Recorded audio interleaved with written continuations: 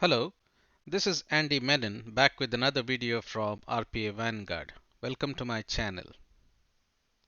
Today we are going to be talking about leveraging the power of Excel macros to solve a practical business problem while at the same time trying to minimize complexities in the UiPath automation flow.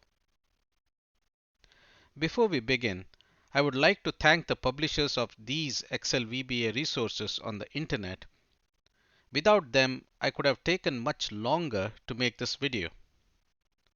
Links to these resources have been published in the video description below and also in the code that accompanies this video. With that, let's get started. In this demo, I have 4 Excel workbooks. Each one of them may contain one or more worksheets, but in this case, there is only one worksheet in each workbook. I have deliberately chosen bold colors for a reason. The objective of this automation is to take each of these worksheets and merge them into a separate document, while at the same time preserve the data formatting from each of the worksheets. Therefore, these colors will help confirm that our automation will preserve the format of the worksheets after they are merged into the output Excel document. Next, I have set up external file paths where each of the individual workbooks will be deposited by a different RPA process. In this case, this folder is named Incoming. Likewise, the output folder where the merged Excel file will be deposited will be named Outgoing. One thing I would like to mention here is that I have set up external file paths to make these automations flexible for the business users. The thought behind this decision is demonstrated in one of my other videos on automation packages that's linked to this video in the description below. So, how does this merge operation happen using Excel macros? For that, I have created a macro utility workbook. I call this a utility workbook because all of the functions and subroutines written in this workbook are meant to perform Excel-related operations on documents outside of this workbook. If you look at the text content, it contains brief documentation of each function or subroutine that this workbook contains. So, what we have here is something like a function library for business users, just like there are software libraries for developers. Merging workbooks and data formatting is mostly a business or a reporting requirement. If we pull this functionality into an automation, then each time the logic for merging the workbooks change, your automation will suffer downtime and version changes. On the other hand, if this logic is maintained by a business group in a macro utility workbook, then the automation can simply execute this macro without having to extensively change over time. In the real world, not everyone is an expert at everything. Therefore, if a project is distributed between a UiPath expert and an Excel VBA expert, there is some redundancy built into the system when compared to one individual managing both aspects of the automation. Okay, I've hit Alt F11 to open up the VBA editor for this workbook. For better clarity, I pulled the code of the function macro into the Notepad++ editor. The reason I call it a function is because unlike a subroutine, a function returns an output result. This function macro accepts 4 required inputs and returns 1 string output. So let's take a closer look at how this macro works. First off, the macro checks to see if there are any input files by reading the first 2 input parameters. If yes, it prepares a collection containing a list of files to be merged. The second parameter is a file mask for Excel file types. Therefore, the macro will recognize and read only Excel files in the input folder just in case you have other file types at the same location. Next, the macro proceeds further only if there are input files to be merged, in which case it will create an empty Excel workbook at the output location by using the third and fourth input parameter values to this function. Now that it has both the input files and the output files to work with, the macro loops through each file in the collection, and within each file, it loops through each worksheet, reads that worksheet, and adds it to the output workbook. Here, it keeps a count of the sheets it reads from each file as it performs the merge operation.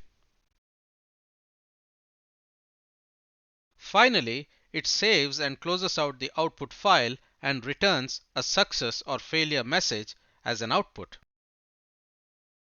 If the merge operation is successful, then the output string will contain the success message, followed by the count of the input files and the total number of sheets merged to the output file.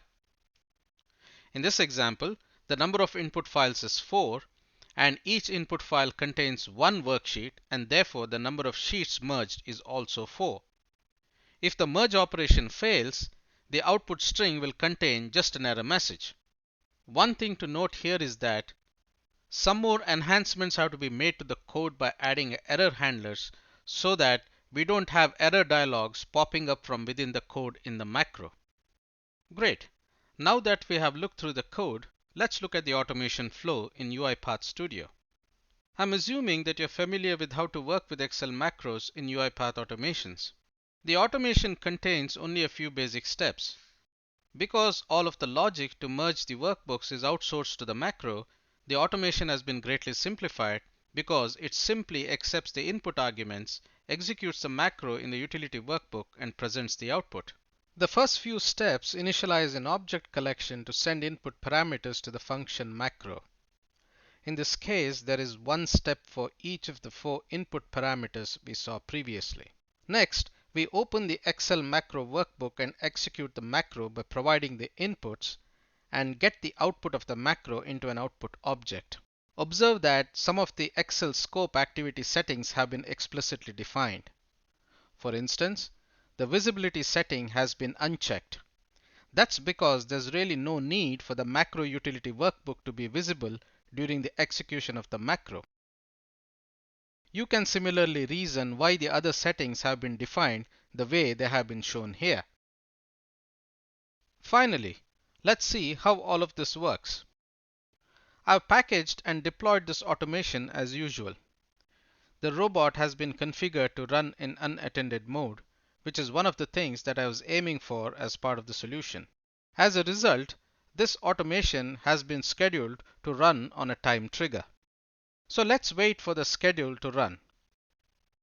You will see an Excel pop-up in the output folder. Great, it works. Now let's look at the contents of the output file.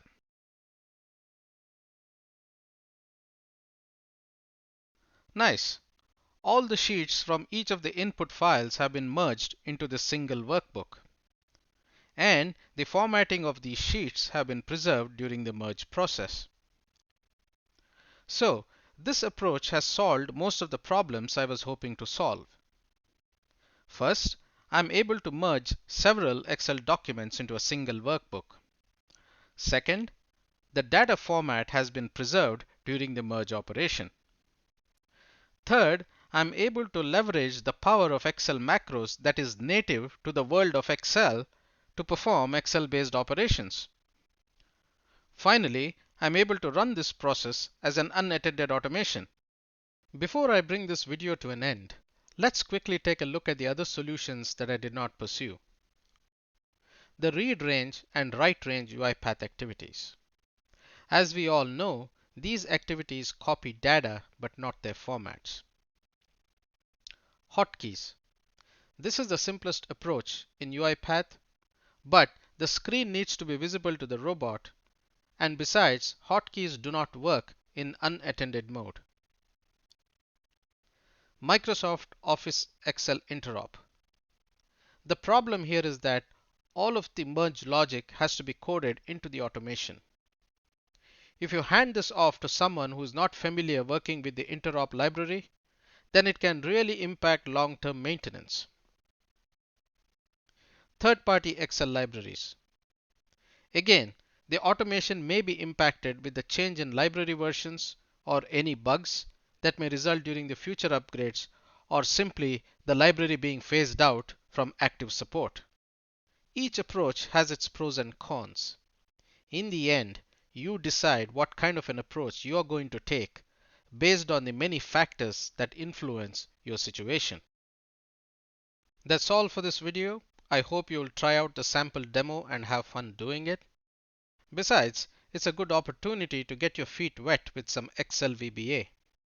Also, you might want to try and move the macro workbook out of the project to an external location to make your automation even more loosely coupled to the logic. Last but not the least, please like and subscribe to this channel so that I may continue to contribute to the community. Thank you.